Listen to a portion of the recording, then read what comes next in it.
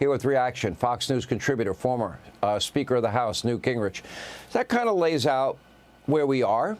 You know, Donald Trump, I think, has had one of the most dynamic 6 months, and we'll be at the 6-month mark in 5 days that he's been president, now his second term. The most dynamic 6 months, transformational, consequential, that I've seen in my lifetime, maybe since FDR, maybe even more than FDR. You're the historian. I'll let you decide. And then you compare it to what the Democrats are becoming. What do you see? Well, I mean, first of all, I think you're right that President Trump certainly has matched and may well have surpassed Franklin Roosevelt's first 6 months in office. It's been at least 30% more than I thought was possible when he won back in November. So it's a remarkable run. Second, the Democrats, I think, have trapped into two things. One is they hate Trump so much that they're incoherent and they run in circles and do stupid things. And then second, they have moved even further to the left. I mean, Mandami, as a Uganda-born Indian American who is a genuine Marxist, who says stupid things like he doesn't like billionaires. Well, who's he going to tax to get the money for all of his free goodies? Because the billionaires are all going to leave. And you watch Mandami, you think, this is a man who's going to turn New York into Caracas. And I think for the country, if that's the future of the Democratic Party. I'm sorry. No, I'm really serious. You take all. I know you're serious. He sounds like he is a Marxist, a statist. I mean, it's straight out of Marxism 101. He is in a great tradition. Juan Perón, who destroyed the Argentinian economy, Fidel Castro, who destroyed the Cuban economy, Hugo Chavez, who destroyed the Venezuelan economy. And these are people who've been brainwashed.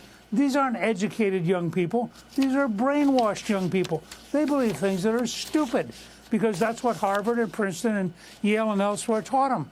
And so they walk around going, oh, yes, we can have grocery stores run by the government. That'll be terrific. We can have free buses. That'll be wonderful. We can have rent control, even though rent control has destroyed housing in New York. We could have more rent control. You go down the list of what he wants to do, and you realize these are people who live outside of reality. They live in a fantasy world.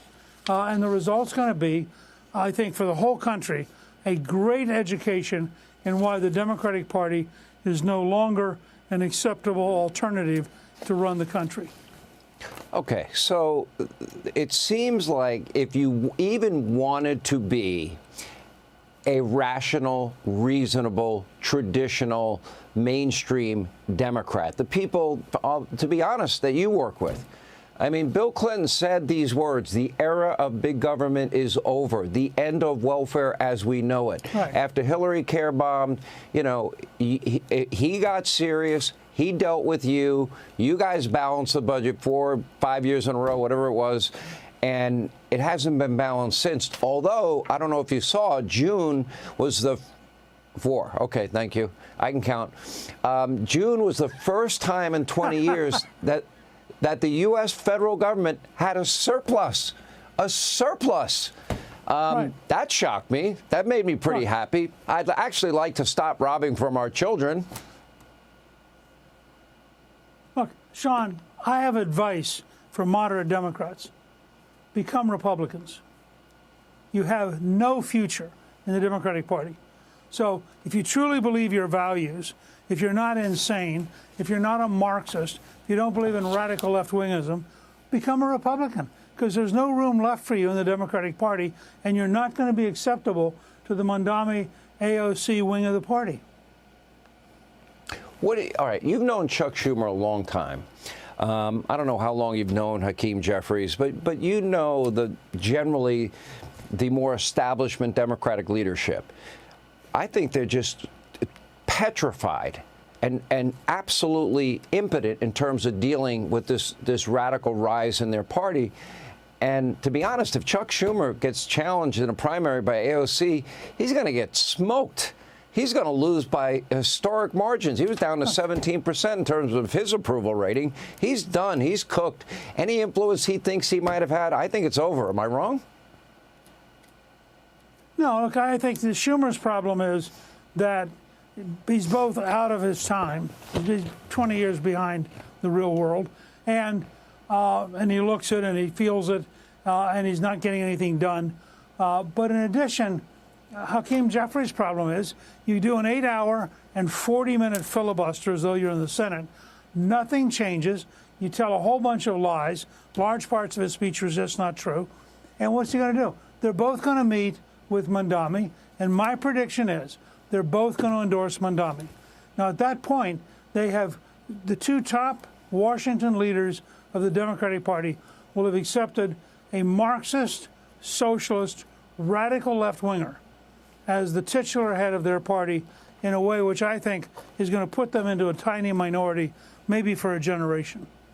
So they'll endorse the global intifada Marxist. Wow, that should be a sight to see. How do they avoid, Sean? How do they avoid it? He won the Democratic primary. He is their nominee. They're scared to death. They're petrified. They have no power.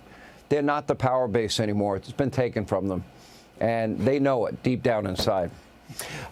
Former Speaker of the House, Newt Gingrich, appreciate you being with us. Hey, Sean Hannity here. Hey, click here to subscribe to Fox News YouTube page and catch our hottest interviews and most compelling analysis. You will not get it anywhere else.